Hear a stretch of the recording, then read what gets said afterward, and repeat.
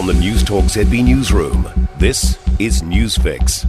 In this update, wearing gang patches in public is set to be a crime by the end of the year.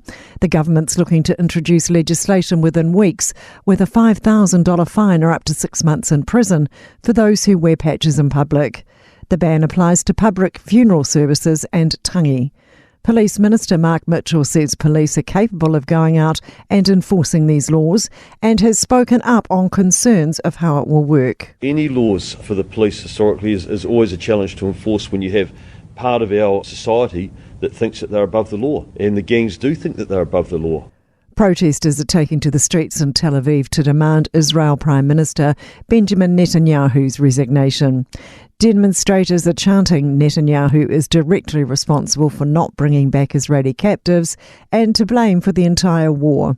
Israeli police have used water cannons to disperse the crowd and 5 people have been arrested.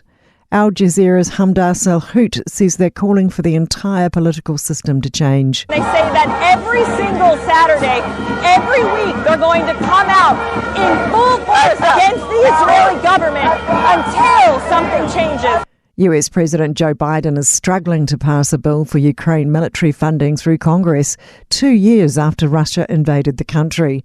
Joseph Borrell from the European Union has told CNN European nations need to pitch in. We have to increase our support, our military support to Ukraine in order to deliver more ammunition to Ukraine. Push for member states altogether to spend better. And Taylor Swift has given the Australian accent a crack while introducing her song. Should have said no. You can sing it American like me if you want, or you can just be yourselves. And you can say, you should have said no.